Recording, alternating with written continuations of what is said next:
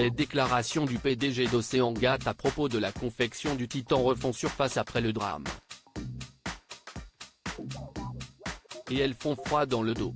Avant que le drame n'arrive et ne plonge le pays dans la tristesse et la colère, CIST le Titan, sous-marin parti explorer l'épave du Titanic et qui a fait une implosion le 18 juin 2023, qui faisait les gros titres de l'actualité.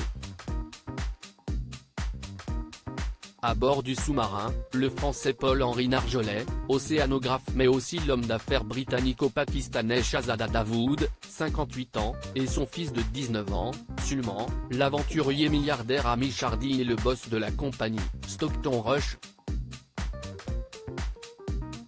1h45 après le début de cette aventure qui a viré à l'enfer, le contact a été perdu.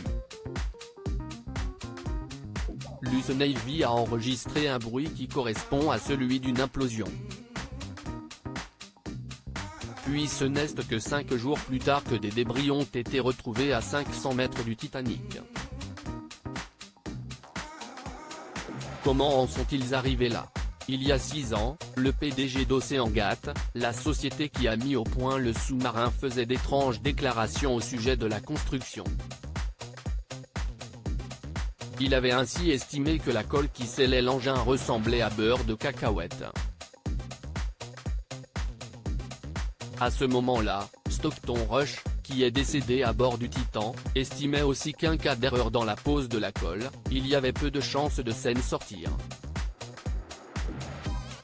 Ces explications plutôt lunaires avaient été fournies par l'homme dans un clip promotionnel, publié sur la chaîne YouTube de l'entreprise en 2018, repéré par le média Insider.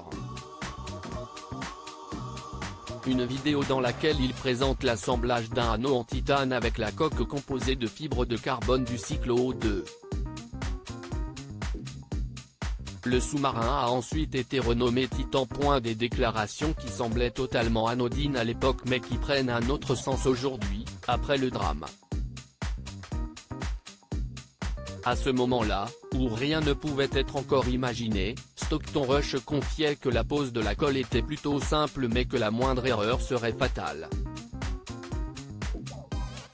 Le PDG d'OceanGate dévoilait alors une colle très épaisse, pas comme de la colle blanche d'écolier. CIST comme du beurre de cacahuète. À la suite du drame, plusieurs experts et anciens employés de la société ont fait part de leurs doutes sur la fiabilité de l'engin. Notamment David Lockridge, ancien directeur des opérations maritimes de la société entre 2015 et 2018, qui avait mis en évidence plusieurs points faibles du sous-marin, avec en ligne de mire la coque en fibre de carbone. Mais après avoir fait part de ses réserves au PDG, il avait été licencié. Un mail de ce dernier avait fuité, il écrivait alors à un autre collègue tout aussi sceptique, « J'ai tellement peur qu'il se tue et qu'il tue d'autres personnes pour stimuler son ego ». Fier de son projet, et du caractère innovant qu'il représentait pour son entreprise, Stockton Rush a toujours refusé de faire certifier le Titan par les autorités américaines, faisant officiellement de l'appareil un projet expérimental. Plusieurs enquêtes sont toujours en cours pour déterminer l'origine de l'accident.